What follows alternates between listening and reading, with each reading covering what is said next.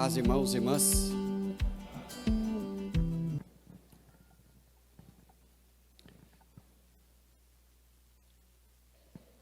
Para pagar as contas, tem que devolver o dízimo primeiro. Você sabia? Porque senão você nunca vai pagar as contas.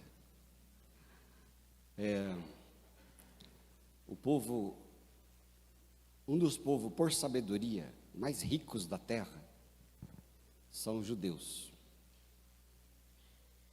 Eles têm por princípio o dízimo, pela lei. Mais ainda, eles consideram a lei crua. Então, eles devolvem o dízimo por lei, a lei do Antigo Testamento. Mas, isso abre um princípio de Deus, que é o princípio da retribuição, da fidelidade. Por isso são muito prósperos. Na Israel se produz pouco. Alguma coisa se produz de tecnologia, algumas coisas, mas eles são muito ricos porque os judeus pelo mundo inteiro devolvem um dízimo lá para Israel. Sabia?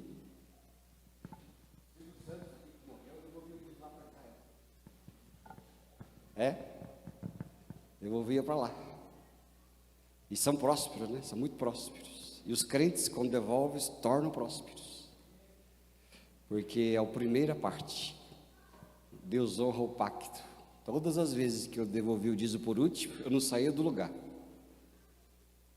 Aí eu disse, vou colocar primeiro, que é o de fato primeiro. Aí saí do lugar, aí deixei de patinar. E vocês comeram bastante frango hoje com churrasco? Sim ou não? Quer comer maionese? Maionese é domingo, né? Hoje foi bom. Até eu fiz churrasco hoje, a esposa comprou uma churrasqueira. Fiz 3 bifes lá, só que não acertei no fogo. O fogo ficou baixo e a carne não ficou muito mole. Mas eu vou assistir depois. Quem sabe eu chamo algum de vocês. Aí, o Marcelo vive ganhando as coisas porque ele é o primeiro a se manifestar. E vocês fiquem aí nessa timidez aí. Os tímidos herdarão o reino. Vamos ler Hebreus capítulo 9, versículo 11.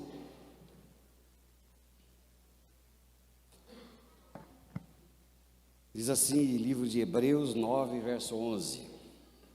Hebreus é lá no Antigo Testamento, indo para o final, uma das maiores cartinhas que tem ali. Hebreus. Quando, porém, Hebreus 9, verso 11.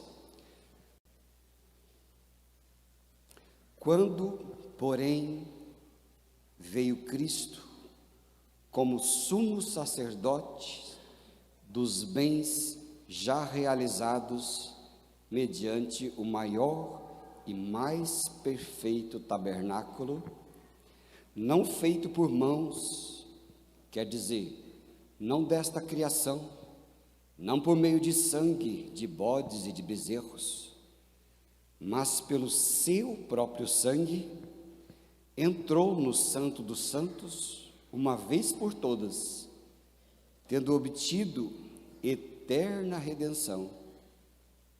Portanto, se o sangue de bodes e touros e a cinza de uma novilha, aspergidos sobre os contaminados, os santificam, quanto à purificação da carne, muito mais o sangue de Cristo, que pelo Espírito eterno a si mesmo se ofereceu, sem mácula a Deus, purificará a nossa consciência de obras mortas, para servirmos a um Deus vivo. Nós somos chamados a servir a um Deus vivo, com um sacerdote vivo, com o Espírito Santo vivo. Amém? Você e eu somos chamados assim. Não sacerdotes antigos. A carta de Hebreus está dizendo Logo quando a gente começa a ler, quando você começa a ler, você leu quando, porém, veio Cristo. Porque lá atrás, dos outros versos, estava falando dos sacerdotes terrenos. Mas veio Cristo. Aqui, esse texto bíblico, ele nos apresenta essa sublimidade de Cristo como uma revelação suprema de Deus. Jesus Cristo é sublime. Ele é o tudo para todos. Jesus Cristo é a pessoa mais importante. Ele é o tudo de nós, para nós. Ele estava bem escondidinho. Lá no começo, quando Jesus disse que vinha, e a obra de Jesus está escrito lá em Efésios capítulo 1, que ele veio antes da fundação do mundo, ou antes do mundo ser mundo, de você ser você. Ele já disse que viria, porque foi o acordo entre o Pai, o Filho e ele, o Pai, o Filho e o Espírito Santo, de que Jesus viria para nós. E quando Jesus veio, ele foi morto. Você sabe quando é que ele foi morto? Lá no livro de Gênesis, quando falou que Jesus veio, capítulo 3, versículo 15, já falava da sua vinda. Mas ali, quando Adão e Eva pecaram ao comer da árvore proibida, naquele momento, Jesus morreu e já veio. Porque ele viria buscar e salvar os que se haviam se perdido, logo depois de Adão e Eva e aquelas primeira turma. E ele ficou então prestes a vir nesta terra. Enquanto ele não vinha, desde Gênesis até a sua volta em Apocalipse, ele estava ali escondidinho, até que ele veio na história. E ele veio e se tornou carne e habitou entre nós. E ele veio ali, aquele que estava prestes a vir, mas que Abraão queria que viesse, Isaac, Jacó, Moisés, Samuel, depois Davi, depois os profetas, depois de todos eles, Jesus então, ele veio, e aqui a Bíblia fala que Jesus é o tudo de Deus, né? Antigamente, quando a gente era bem mais velho, havia uma bala chamada, quem sabe? Supra-sumo. Quem é do tempo da Supra-sumo? Vocês não lembram? Depois você pesquisa na internet lá, bala Supra-sumo. Diz que era muito boa e dizia... você se conhece, você não sabe, mas você tem idade para conhecer. Aí a gente dizia assim, olha, tal coisa era o Supra-sumo, que era a coisa mais boa que existia. E se a gente usasse aquela linguagem lá atrás, a gente dizia que Jesus Cristo é o supra-sumo de Deus. É a coisa mais linda de Deus, é a coisa mais valiosa, a vida mais valiosa de Deus, que era Jesus, e ele veio se postar como o sumo sacerdote perfeito. Antigamente, os sumos sacerdotes, o que é que podia ser o sumo sacerdote? O sumo sacerdote era a espécie da autoridade maior daquela religião. O sumo sacerdote era o maior de todos. E ele, quem podia ser esse bispo dos bispos? Eram os homens da tribo de Levi, que a gente encontra lá no livro de Êxodo, capítulo 28, que falava que o sacerdócio foi restrita à família de Levi e à família de Arão. Então, todos os descendentes de Arão seriam sacerdotes, e dentre eles, apenas um era escolhido como sumo sacerdote, era o único.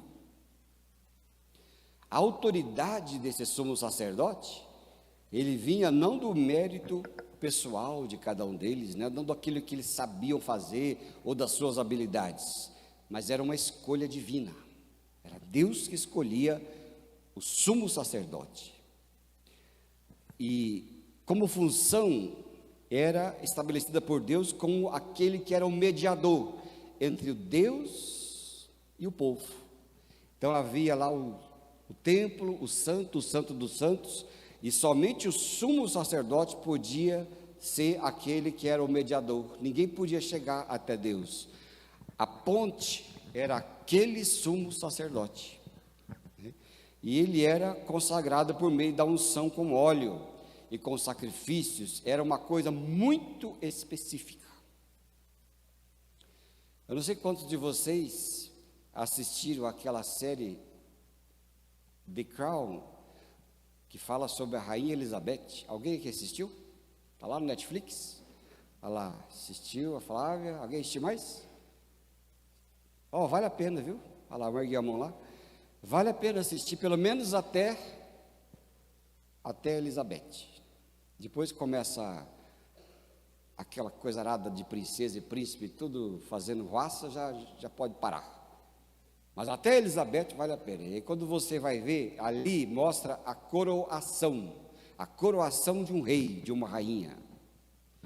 Há todo um processo, desde a entrada da Basílica de Westminster até a coroação, há todo um processo a ser feito.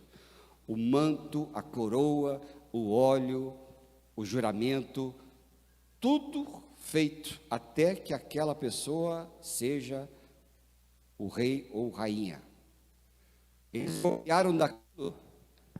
Eles copiaram aquilo do sumo sacerdote. Havia todo um processo até que ele fosse aquela pessoa. Afinal de contas, seria aquele que era escolhido por Deus como mediador, né? E ali ele oferecia sacrifícios pelo pecado do povo e por si mesmo. Então presta atenção, o sacrifício era feito. Isso está lá no livro de Levítico, capítulo 4. Levítico 4. Era o sacrifício dos pecados do povo e por si. Isso é coisa muito importante, vocês terem em mente.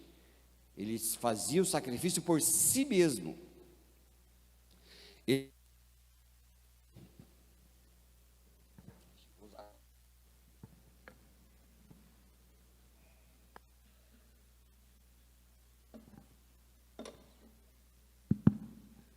Ele ensinava a lei de Deus ao povo, ele intercedia pelo povo em orações e bênçãos, e ele era o responsável por cuidar do culto, do altar, do incenso, das ofertas e de todas as coisas do tabernáculo do templo.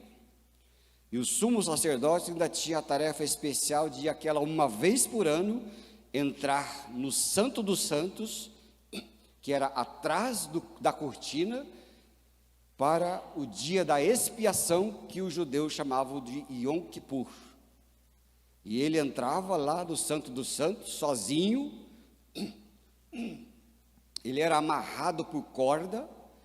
Caso ele morresse lá, os outros sacerdotes puxavam de volta, e ele saía, né?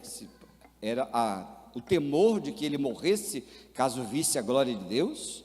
Mas ele entrava uma vez por ano para fazer o sacrifício do perdão para o povo.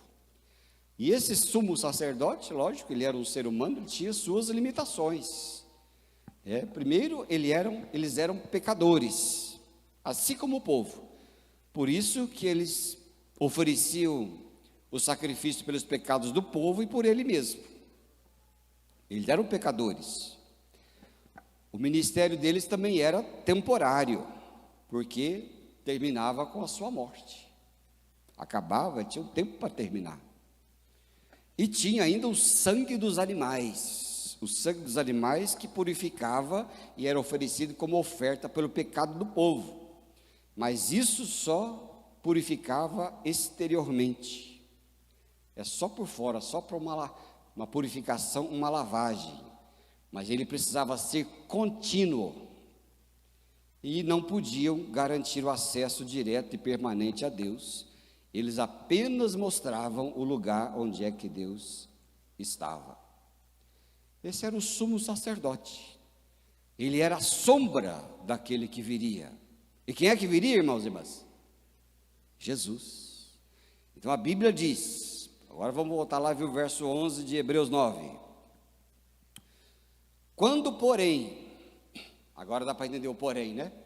Quando, porém, veio Cristo como sumo sacerdote dos bens já realizados, mediante maior e mais perfeito tabernáculo, não feito por mãos humanas, quer dizer, não desta criação.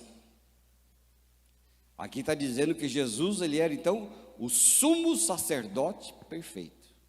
Talvez seja por isso que a Cabala chamava supra-sumo, né? Talvez por ser o sumo. Sumo é a maior autoridade. E ali, Jesus era então, veio como o sacerdote perfeito, de um templo perfeito, aí que diz a Bíblia, não feito por mãos desta geração, nem feito por pedreiros, escultores e artistas, mas ele foi feito pelo próprio Deus. E aqui no Antigo Testamento, os sacerdotes eram homens falhos, que precisavam oferecer sacrifício por si mesmo, antes de interceder pelo povo. E o tabernáculo terrestre que ele usava ali, era apenas uma representação limitada do verdadeiro templo.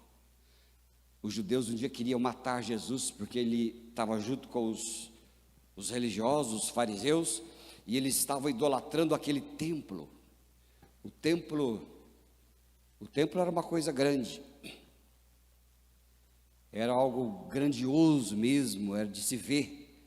E aí Jesus estava com eles e ele falou assim: esse templo vai ser derrubado e eu vou erguer esse templo em 3 dias. E aí? Aí o povo ficou agoniado, né? Ele disse: o que você está falando? Você está blasfemando contra Deus? Como você pode dizer que esse que foi erguido durante tantos séculos, você vai erguer em 3 dias? Você é um blasfemo. E queriam apedrejar Jesus. Mas Jesus não estava dizendo do templo, daquele templo de pedra. Jesus estava dizendo dele mesmo como o templo de Deus. E é por isso que aqui Hebreus está dizendo para nós que não é mais aquele templo erguido por mãos humanas, mas era aquele erguido por Deus. Jesus era o verdadeiro templo e ele era também o verdadeiro sacerdote do Pai, levantado de uma vez por todas. E aí Jesus, como sumo sacerdote de tudo, das coisas todas que eram só sombras, entrou em um tabernáculo perfeito, não terreno, mas o tabernáculo celestial. Ele é o próprio templo. É por isso que ele falou à mulher lá em Samaria: mas onde é que vamos adorar, Senhor? Aqui em Samaria, no Monte Gerizim, ou lá no Monte Sião, em Jerusalém? Lembra de João capítulo 4? Quem lembra aí diz: eu lembro. Não lembra? Vocês não leem? Eu vou ler o João 4, vai ficar até meia-noite aqui com você. O que você acha? Então vou perguntar de novo. Quem lembra de João 4, Jesus é a mulher samaritana? Amém, Jesus? Ele falou: onde vamos adorar a Deus? Jesus falou: vai chegar o dia, e o dia virá, em que nem aqui e nem em Jerusalém se adorará, mas os verdadeiros adoradores adorarão ao Pai em espírito e em verdade. Onde é a adoração? É em Cristo Jesus, é nele. E é por isso que em Jesus nós temos um sacerdote perfeito, e nós não precisamos buscar mais ninguém que ore por nós, ninguém que interceda por nós, porque cada oração que nós fazemos, irmãos e irmãs, nós sabemos que Jesus nos representa diante do Pai, e que Ele conhece perfeitamente as nossas dores, as nossas tristezas, mas conhece também a nossa alegria. Ele se compadece das nossas tristezas, se alegra conosco das alegrias, mas Ele está sempre presente, e quando você ora, a sua oração já vai direto para o Pai. Glória a Deus. Isso não é pouca coisa não. Vocês estão precisando de uma carga de poder de Deus. Porque quando a gente fala isso aqui, você tem que glorificar Deus, amém, irmão? Porque quando você ora, Deus já ouve a sua oração por causa de Jesus, imediatamente. Amém, queridos? Ele é na hora. Não é esperar uma vez por ano, não é esperar a intercessão de quem quer que seja, embora seja importante, não é esperar um mediador, é Jesus que está imediatamente conosco, em nós, e a verdadeiro adorador, a verdadeira oração, ela se faz ser ouvida imediatamente, e o Pai nos escuta, e o Pai nos ouve, amém, amados? Quem não conhece a Jesus é que fica atrás de pastor bom. A gente tem a cultura de duas coisas na igreja. Tem a cultura do bom pastor. O bom pastor está em João capítulo 10. O que é que diz? Eu sou o bom pastor. O bom pastor dá a sua vida pelas ovelhas. Jesus deu a sua vida por nós. Glória a Deus. Ele deu a vida por nós. Só tem que glorificar o Senhor, porque Ele deu a vida por nós, já fez tudo. De manhã na escola dominical nós estamos estudando sobre a cruz de Cristo. Hoje nós vimos que a cruz é a ponte, a cruz é o caminho, a cruz é a redenção, a cruz é a libertação.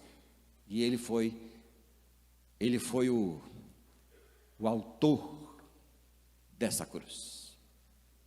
E nós temos o bom pastor, que é Cristo. Agora, os religiosos que não têm Jesus como intimidade na sua vida, e que fica sempre atrás de outro, é aquele da cultura do pastor bom. Sabe o que é o pastor bom? Sim ou não? Vocês tiveram pastor bom aqui? Se eu perguntar para vocês qual que foi o melhor pastor bom que vocês tiveram aqui, que será que vocês vão responder aí? Não fala nada que eu fico magoado. Qual é o pastor bom? Crente que tem pastor bom é difícil. Ele sempre está atrás daquele pastor bom. Ele pega o pastor bom aqui, o pastor bom ali, o pastor bom acolá. Onde tem o pastor bom, ele vai. É o crente do pastor bom. O crente do pastor bom não vai para frente. Porque nós temos só um pastor na vida da igreja. É o bom pastor, que é Cristo. É aquele que dá vida pelas ovelhas, é aquele que te ouve, é aquele que te escuta bem, é aquele que vai estar com você na sua alegria, é aquele que estará com você na hora da morte, é aquele que está com você diante das provações, é aquele que está com você em todo momento. Ele está sempre presente. Você não precisa ter pastor bom, você precisa ter o bom pastor, porque o bom pastor deu a vida pelas ovelhas, o bom pastor te ouve, o bom pastor está com você, o bom pastor, ele é o sacrifício perfeito, ele é o sumo sacerdote, que você não precisa vir pedir oração para mim, porque é mais forte, porque não é, ou oração para o irmão que é mais forte, mais fraco. Crente é aquele que ora e sabe que Deus ouve, e Ele ouve mesmo, irmãos e irmãs. Nós precisamos ser como crianças, para saber que Ele ouve a nossa oração e que Ele responde a nossa oração. Nós complicamos demais, mas Ele é o pastor, o sumo sacerdote perfeito. No versículo 12 e 13, você veja que o sacrifício de Cristo que traz a redenção para sempre. Hebreus 9, verso 12. Diz assim: não por meio de sangue de bodes e de bezerros, mas pelo seu próprio sangue entrou no Santo dos Santos, uma vez por todas, tendo obtido eterna redenção. Portanto, se o sangue de bodes e touros e a cinza de uma ovelha, aspergidos sobre os contaminados, santificam, quanto à purificação da carne. O sistema antigo ali, que o Antigo Testamento tinha, dos antigos sacerdotes, exigia sacrifício constante, porque o sangue de animais não pode remover pecado. O sangue de animal era apenas sinais externos de purificação, era só um símbolo. E Cristo, porém, ele ofereceu não sangue de animais, mas ele ofereceu qual sangue, irmãos e irmãs? Qual foi o sangue? O sangue de si mesmo. Por isso que este é perfeito. Entenda que o sumo sacerdote perfeito é Cristo Jesus, o nosso Senhor. E o sangue perfeito que haveria de vir e veio era o seu próprio sangue. Quando o sangue caiu na terra, ele purificou de uma vez por todas todo o pecado da humanidade. Não precisava mais ficar repetindo como os sacerdotes faziam, repetidamente nos sacrifícios, e uma vez por ano tendo que ir lá no Santo dos Santos. Mas Jesus veio então, eliminou a sombra do passado, e ele diz agora é feita uma vez só para sempre. E o sangue dado não era o sangue de bodes e de carneiros, mas era o seu próprio sangue derramado naquela cruz. O sangue do Cordeiro derramado na terra. Isso foi maravilhoso, irmãos e irmãs. Por isso que Deus não quis que Abraão, lá com Isaac, sacrificasse o carneiro. Ele falou, não, Abraão, esse é só o símbolo. Mas o sangue que vai purificar o sangue do meu filho ficou lá na sombra, até que veio, irmãos e irmãs, a plenitude dos tempos e que nós temos hoje. O sangue do Cordeiro feito de uma vez por todas. Amém? Uma vez por todas. O catolicismo faz uma repetição dominical. Aquilo é judaísmo passado a limpo. Aquele corpo e sangue, ele é feito todos os domingos, Jesus morre de novo. Por isso que nós somos crentes do evangélico bíblico, porque a Bíblia diz que ele foi feito uma vez só para sempre. Ele não precisa morrer mais nenhuma vez, porque ele morreu uma vez por todas, e logo todos nós já morremos com ele. E uma vez por todas, não precisa de mais nada. E ele falou, é o meu sangue. Quando o sujeito estava lá com a espada para furar Jesus, ele viu que veio sangue, aquele sangue do Cordeiro desceu. E depois ele foi para o outro lado, porque eles queriam quebrar as pernas de Jesus, porque eles quebravam as pernas de todos aqueles que eram crucificados, para que eles fossem certos que eles estariam mortos. Quando eles foram quebrar as pernas do Senhor, eles viram que não precisava, porque Jesus havia já morrido mesmo. E aquele soldado furou o lado esquerdo de Jesus, e quando furou, saiu água. São os dois elementos que purifica a igreja do Senhor. O sangue do Cordeiro, que purifica e justifica de todos os nossos pecados, uma vez por todas, e a água, que é o Espírito Santo, que santifica a igreja todos os dias, a minha vida e a sua vida. É aí, por isso que a Bíblia diz que dele são duas coisas que testificam que ele é o Cordeiro, a água e o sangue. Ninguém sai água do corpo, só de Jesus que saiu água do corpo. Eles nunca viram água sair de uma pessoa morta daquela cruz. A única pessoa que saiu água daquela cruz, que eles viram, depois de tanto espetar gente lá em cima daquela cruz, e quando o soldado viu, furou e saiu água, ele falou, verdadeiramente este foi o Filho de Deus. Ficou em choque. É porque o Senhor, Ele é perfeito em tudo que faz, em tudo que fez. Muitos ainda vivem tentando pagar seus pecados com boas obras, às vezes com penitências, tantas coisas a gente vê, mas a palavra de Deus nos assegura que Cristo já conquistou essa redenção única e plena para nós, e isso nos liberta, irmãos e irmãs, da culpa, e nos convida a viver todos os dias em gratidão na presença de Deus. Amém? É gratidão, irmão, gratidão eterna. Nós deveríamos ser gratos eternamente, mas nós somos tão complicados, não somos? Conhece alguém complicado nesta vida? Conhece ou não? Olha para o lado aí, você vai ver. Alguém muito complicado. Olha aí, alguém complicado do teu lado aí. Pensa na complicação que é essa criatura. Tem os fariseus que falam assim, não sou não, não sou não. Já começa, já falando que não é, já começa a ser complicado. É ou não é?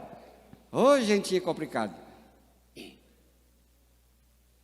Complica para complicar, complica para descomplicar, e vive complicando tudo, e já falar, e entende bem, e a vira aquela furdúncio todo. E a gente é complicado, mas complica tudo. Porque se a gente fosse ser descomplicados, nosso dia seria o eterno dia de gratidão. Não é, irmãos e irmãs? Como a gente peca, né, de dar graças a Deus por tudo. Se acordar, falar, graças te dou, Senhor, por a vida, graças te dou por tudo, graças te dou pelo seu sustento, te dou graças pela saúde, eu te dou graças porque o Senhor já fez daquela cruz por mim, porque o que é pior do que a morte, gente? A gente não fala?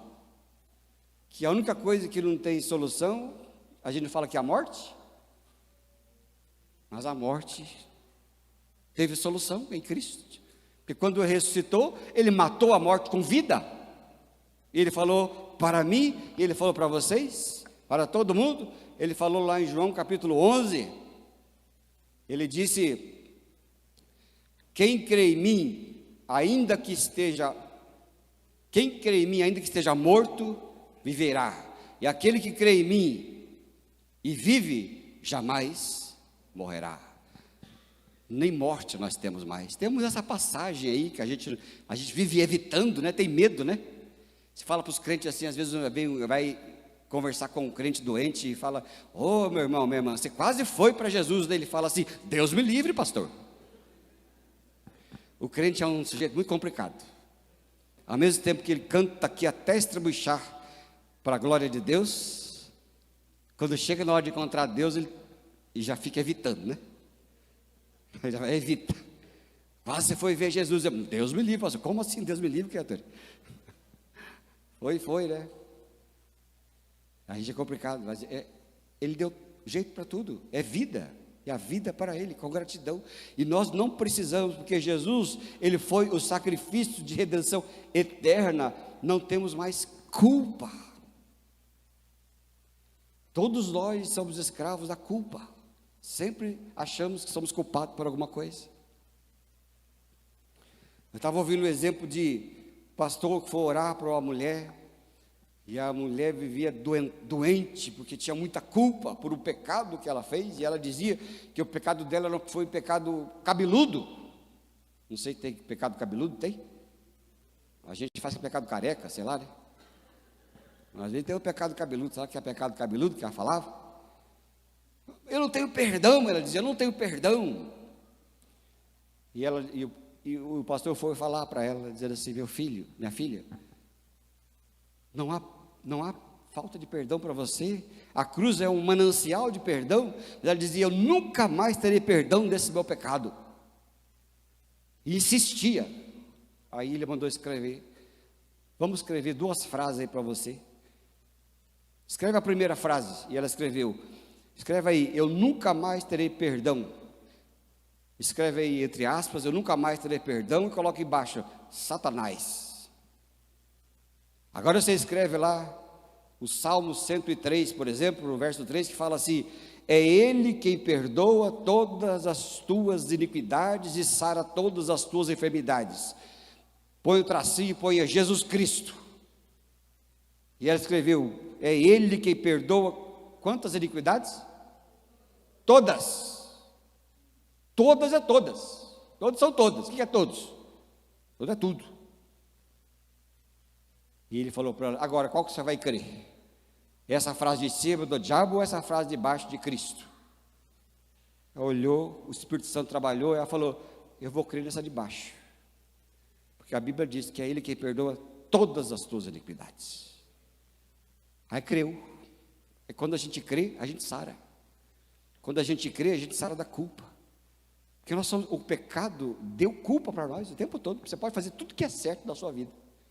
Você pode fazer tudo certo, a vida inteira. Ainda você vai achar que o seu certo não estava tão certo. Culpa. A gente tem uma culpa que é inata, que é só Jesus Cristo com a cruz, que Ele crucifica a culpa e te liberta da culpa. Aí você é liberto. das correntes do passado da sua culpa. Amém, irmão? Você anda com culpa na sua vida? Quanta gente não anda culpado aí? Culpa porque não tratou o pai bem, culpa porque não tratou a mãe bem, culpa porque acha que criou os filhos errado, culpa porque alguém morreu por sua causa, culpa porque não deu certo alguma coisa por sua causa, e é culpa que alguém se matou por sua causa. Quanta culpa a gente tem, e fica massacrando a gente, dia após dia. Dia após dia, o sujeito fica ali, né? Ele nasce de novo, mas mesmo assim a alma ferida começa a se estribuchar da culpa. Mas quando a gente encontra Jesus, irmãos e irmãs, como nosso sumo sacerdote eterno, ele fala assim: é eu quem perdoo todas as suas iniquidades e saro todas as suas enfermidades. Amém? Quando você recebe, diga eu recebo. Aí você sara, porque quando você recebe, você sara. Não é? A cura para a gente, e a cruz de Cristo é a cura para mim e para você. Ele é o remédio para nós. Verso 14, diz assim a Bíblia: muito mais o sangue de Cristo, que pelo Espírito eterno a si mesmo se ofereceu sem mácula a Deus, purificará a nossa consciência de obras mortas para servirmos ao Deus vivo. Amém, irmãos? Você serve ao Deus vivo, irmãos, ao bom pastor, não ao pastor bom, porque o sacerdote antes de Cristo era o sacerdote que tinha pecado, que ele precisava primeiro oferecer por si mesmo. Era o sacerdote que ficava velho, que morria, e vinha outro. Vinha sacerdote bom, via sacerdote ruim, via sumo sacerdote enviado pelos romanos, por política, que já acabou com tudo. O sumo sacerdote da época de Jesus, que tinha lá, era quem? Caifás. Obrigado, querido. Ai, crente, que beleza. O sumo sacerdote daquele tempo era Caifás. Caifás foi arranjado pelos romanos, por política. O sumo sacerdote que deveria ser, na época de Jesus, sabe quem era? Era o pai de João Batista. Como é que ele chamava? Como é que chama o pai de João Batista, gente? Hã? Você sabe? Sabe? Como é que chama o pai de João Batista, gente? Não sabe? Zacarias, gente. Zacarias, tá vendo? O pastor errou, o pastor esqueceu. O sumo sacerdote da época de Jesus teria que ser Zacarias. Era da linhagem divina. E ele teve então João Batista, que era o profeta. Mas o profeta estava largado para trás. Mas o sumo sacerdote fica velho, o pastor fica velho. Hoje eu estou aqui ainda. Quantos pastores que passou por aqui, você conhece? Já estão bem velhinho. Conhece algum pastor que já está bem velho? Conhece da gestão? Não vou falar o nome não, porque a gente só não fica velho que morre, né, irmão? Uma hora a gente vai ficar velho, se Jesus não voltar, já vai ficar velho, né? Mas o sumo sacerdote envelhece, o pastor bom, o tal pastor bom, se é que existe, envelhece, fica gagá, né? Nasce de fralda, morre de fralda. Deus me livre, né? Em nome de Jesus, né? Mas é assim, corruptíveis. Mas agora nós temos Jesus Cristo, sacerdote para sempre. Agora nós temos Jesus Cristo, sacerdote para sempre. Agora nós temos Jesus Cristo, sacerdote para sempre. Glória a Deus. É o nosso pastor que está sempre vivo, sempre presente, que não morre, que não envelhece, que não oferece pecado por si mesmo, mas que perdoa os nossos pecados. É Jesus, o Senhor, e Ele está lá continuamente fazendo intercessão por nós, e é isso que Ele faz para nós. O nosso sumo sacerdote tem essa compaixão que nos ajuda nas tentações. Lá em Hebreus capítulo 4, versículo 15, ele fala assim: porque não temos um sumo sacerdote que não possa se compadecer de nós, mas que assim como nós, foi tentado em tudo, mas sem pecado, e pode se compadecer das nossas vidas. Quando você fica triste, ele fica triste também.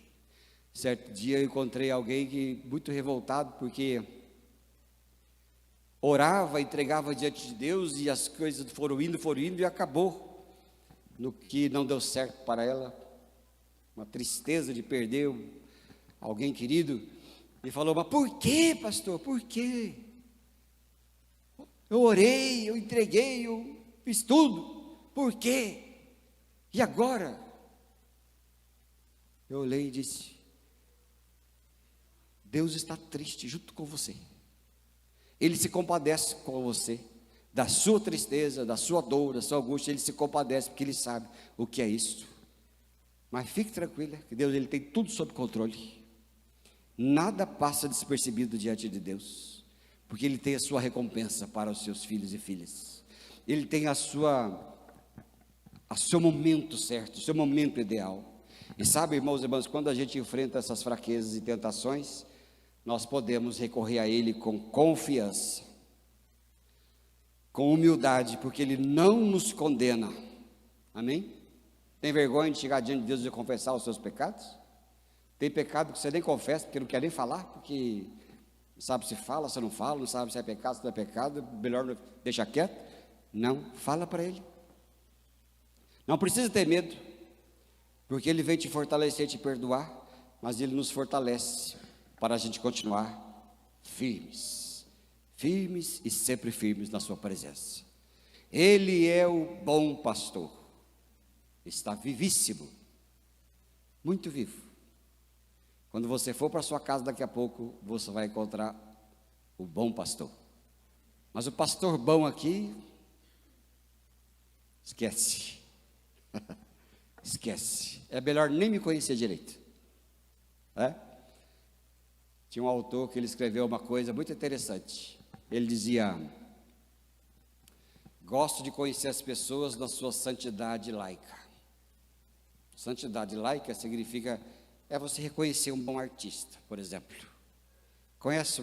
Admira aí, Marcelo, um bom ator, uma boa atriz, e fala o nome dele para mim. Fala o nome de algum ator, alguma atriz, alguma coisa aí, cantora. Fala aí alguém para mim. Alguém famoso, fala alguém, fala aí. Qualquer um, pode ser qualquer um.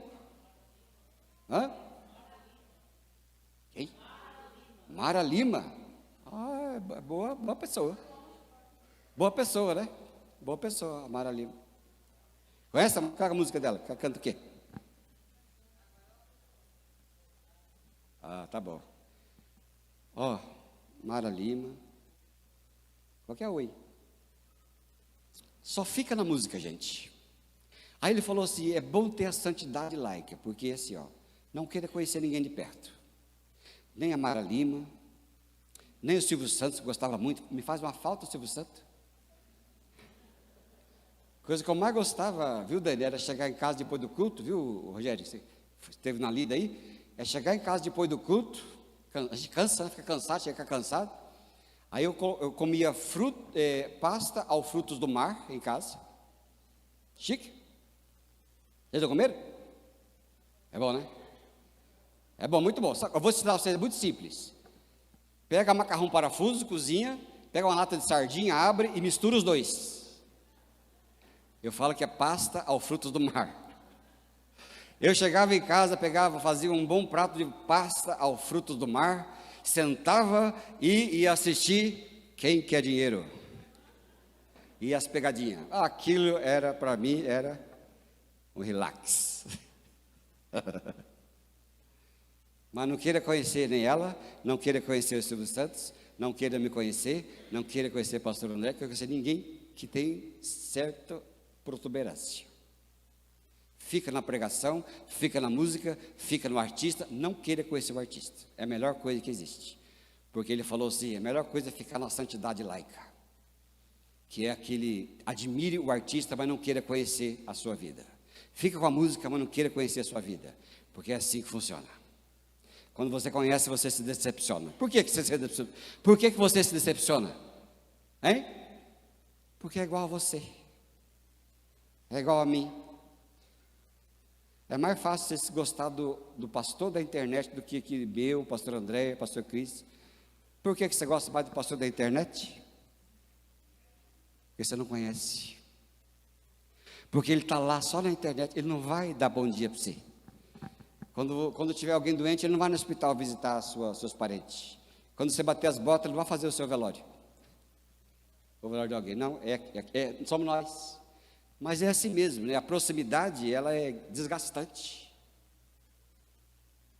Mas por que a gente não gosta? Porque a gente é igual a nós. Mas tem alguém que não é igual a você, tem alguém que não é igual a mim, e esse alguém chama-se Jesus Cristo, o Senhor.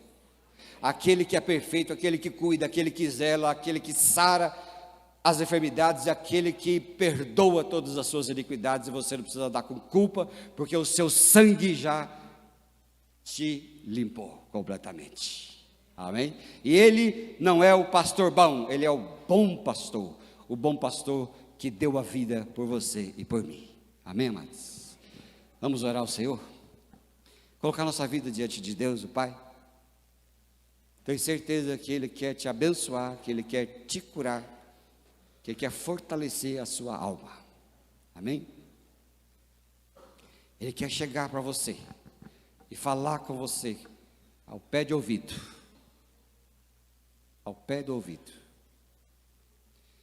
E eu queria que você agora fechasse seus olhos. Eu quero chamar você aqui neste altar, você que é uma pessoa assolada às vezes por culpa, por falta de perdão, pelo pecado cabeludo, por falta de força, vigor espiritual, porque você está olhando muito para homens, para pessoas, para mulheres terrenas, esqueceu de olhar por Cristo e por isso que está abatido. Você que precisa confiar no bom pastor, aquele que vai dar vida por você. Quero que você venha aqui no altar e entregar para Jesus. Falar: Senhor, aqui está a minha vida. Aqui está a minha vida diante de Ti. Eu quero que o Senhor me cure. Eu quero que o Senhor me sare. Quero ser fortalecido porque o Senhor é o bom pastor. Quero que você fale: Senhor, eu fiquei decepcionado porque eu olhei para pessoas e agora eu estou caído, decepcionado, decepcionada. Mas eu quero olhar agora somente para Ti e ser fortalecido. Sai do seu lugar, vem aqui no altar que eu vou orar com você em nome de Jesus. E o bálsamo do Espírito Santo vai passar aqui neste altar, vai te abençoar. Vai te abençoar com o sangue do Cordeiro. Vai te abençoar com o bálsamo do Gileade. Com o sopro do Espírito Santo em nome de Jesus.